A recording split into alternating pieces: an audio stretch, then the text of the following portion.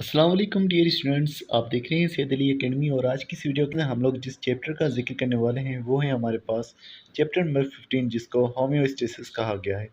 तो ये जो चैप्टर है, इनके स्टूडेंट्स इस बात का ख्याल रखें कि उनकी बुक जो आएगी, न्यू बुक 12th क्लास की, उसके अंदर ये पहला चैप्टर होगा। क्योंकि आपकी फर्स्ट ईयर की बुक के अंदर 14 चैप्टर ऑलरेडी दिए गए थे, और अब जो सीक्वेंस बनेगी वो इसी चैप्टर यानी कि होम्योस्टेसिस से बनेगी। तो होम्योस्टेसिस का अगर हम जिक्र करें तो सबसे पहले इसके लफ्ज़ी मतलब का हम लोग जो है जायज़ा लेते हैं। तो इसका लफ्ज़ी मतलब क्या होगा? पहले तो ये 2 लफ्ज़ों का बना हुआ है, एक ही होम्यो और दूसरा है स्टेसिस। होम्यो का मतलब होता है सेम, और स्टेसिस का मतलब होता है रहना, टू स्टे। तो हम कहेंगे कि इसका मतलब है सेम रहना, चेंजेस के आ जाने के बाद भी लिविंग ऑर्गेनिज्म के इन्वायरमेंट का सेम रहना, ये होम्योस्टेसिस कहलवाता है।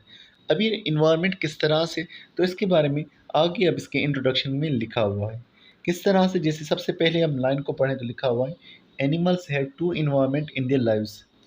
एनिमल की दो इन्वायरमेंट्स हैं, कौन कौन सी? An external environment in which the organism is situated. एक को हम एक्सटर्नल इन्वायरमेंट कह रहे हैं, जहाँ ऑर्गेनिज्म मौजूद है वो उसकी एक्सटर्नल इन्वायरमेंट। और दूसरी है and an internal environment in which the tissue lives.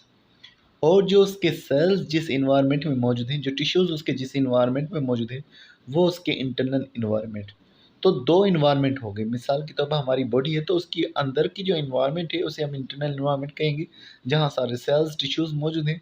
और दूसरी जो हमारे बाहर वाली इन्वायरमेंट, जिसको हम एक्सटर्नल इन्वायरमेंट कह रहे हैं। मज़ीद बात करें तो इसी हवाले से डिटेल में लिखा हुआ है, the external environment consist of various conditions of atmosphere, marine और फ्रेश वाटर।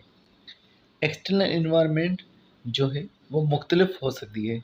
वो मरीन वाटर की भी हो सकती है, फ्रेश वाटर की भी हो सकती है, टेरेस्ट्रियल इन्वायरमेंट भी हो सकती है।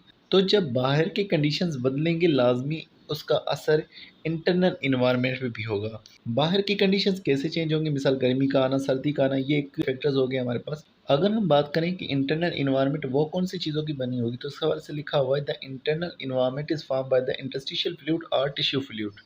इंटरनल इन्वायरमेंट जिसको हम कह रहे हैं, या तो वो टिश्यू फ्लूइड की बनी हुई है, जिसको हम इंटरस्टिशियल फ्लूइड कह रहे हैं। अब ये इंटरस्टिशियल फ्लूइड क्या होता है? मिसाल के तौर पर हमारे पास कुछ इस तरह से सेल्स मौजूद हैं।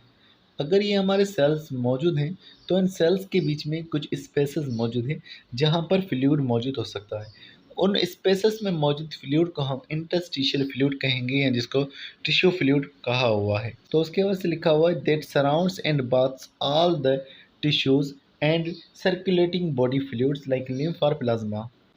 तो ये तमाम टिश्यूज़ को जो है बात करता है, यानी नहलाता हुआ जा रहा होता है। और उसके अलावा सर्कुलेट कर रहा है, जिस तरह से लिम्फ जो है या प्लाज्मा सर्कुलेट कर रहा होता है। लिम्फ को भी हम टिश्यू फ्लूइड कहते हैं, एक ऐसा फ्लूइड जिसके अंदर मुख्तलिफ चीज़ें मौजूद होती हैं। और उसके अलावा प्लाज्मा, प्लाज्मा क्या है? तो लिखा हुआ है, the liquid part of the blood. तो ब्लड का जो लिक्विड पार्ट है वो प्लाज्मा होता है। ब्लड के दो हिस्से कह लें, एक आरबीसी और दूसरा प्लाज्मा। तो ये इसी तरह से मौजूद होता है, जो है हमारे पास इंटरस्टिशियल फ्लूइड, वो पूरी बॉडी में फैला हुआ होता है। और उसी की इन्वायरमेंट को हम जो है इंटरनल इन्वायरमेंट कह रहे हैं।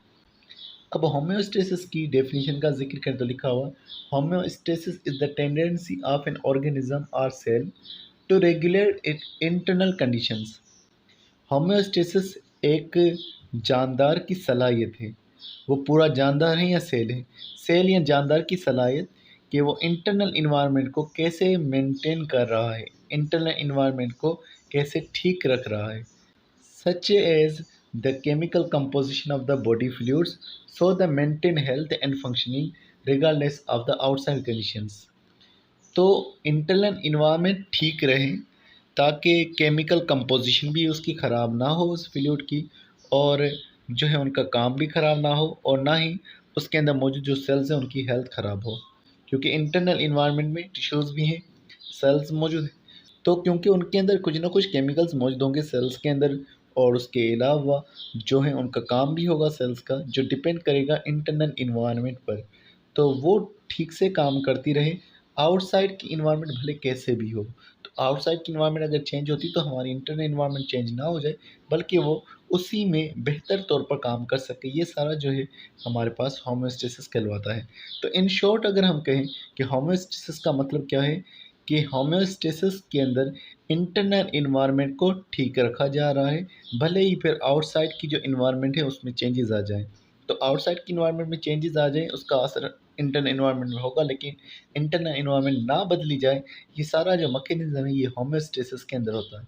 तो इसके कुछ हिस्से हैं जैसे osmo regulation, excretion, thermo regulation, जिनको इंशाल्लाह फिर बाद में डिस्कस किया जाएगा डिटेल के साथ में।